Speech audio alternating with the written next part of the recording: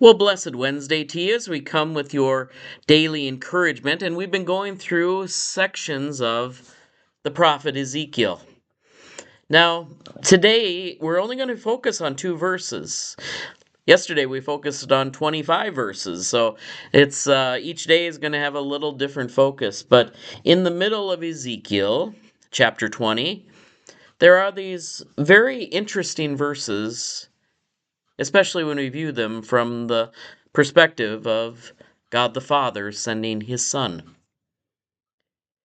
Ezekiel writes in verse 25, "Moreover, I gave them statutes that were not good, an ordinance by which they could not live. I defiled them through their very gifts, in their offering up all their firstborn, in order that I may horrify them, so that they might know that I am the Lord." Now, this is a very interesting passage and a very disputed one. Because it's saying, at least this is Ezekiel preaching the word of the Lord from the middle of Ezekiel 20, that the Lord gave commandments that the people of Israel were to perform that were not good for their life, did not bring life to them, in fact, brought destruction to them. Now, Luther always likes to make a distinction between the gospel that brings life and the law that condemns us. And laws condemn us as much as they tell us what we ought to do.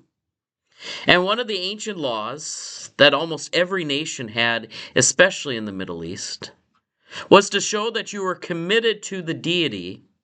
You would offer your firstborn, typically son. They are the ones that are the most sacred to you. We see kind of this story in the story of Pharaoh. I mean, when the people of God left Egypt, they were not able to give firstborn offerings because all of them had been killed by the angel of death. And then, of course, Abraham, who had been waiting so many years for a son, has Isaac, binds him, but is only prevented from killing Isaac by God offering a lamb caught in the thicket to replace Isaac. Now, this practice of offering the firstborn is one of those ancient practices that scholars sometimes drives them to tears when they find in some archaeological sites bones, not just hundreds, thousands of bones that were to be sacrificed to the gods, infant sacrifices, for the sake of the God that they were worshiping. And it seems that the Lord affirmed at least the practice of giving the firstborn male to the Lord. It's found in the laws of Israel, Exodus 22. But like the example with Isaac, the Lord doesn't want the firstborn to be killed. He wants the firstborn to be dedicated to the power and purposes of God's plan. They are to be the first sacrifice. They are the first dream, and they are to be the first sacrifice given to God.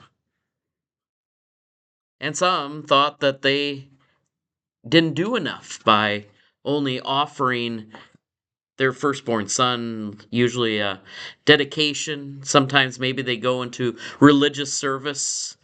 They become kind of the priest of the family or something of that nature.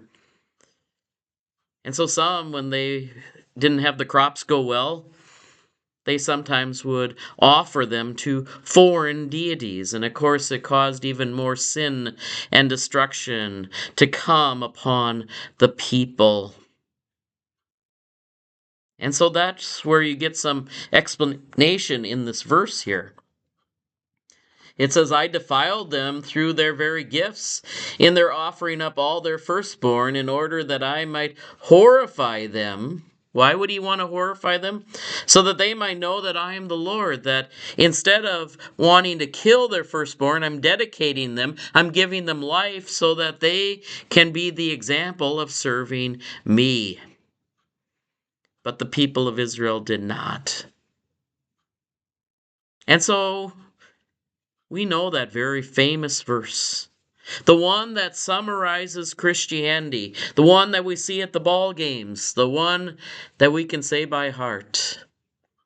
For God so loved the world that he didn't ask for us to dedicate our firstborn to him. Instead, he dedicates his only begotten Son to us, to be that sacrifice, to be that offering, to be the one that saves us. This is not a law that condemns us. This is a good news that saves us.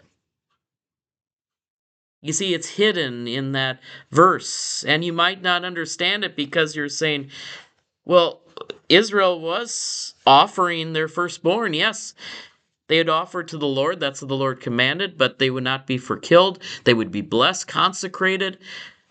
But the firstborn were still killed because when Israel strayed, that was what the kings or the gods expected.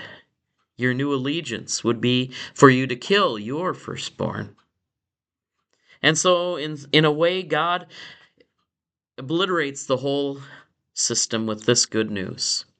I have given my not just firstborn, but only born as a sacrifice for sin, as a gift for the world because I love the world.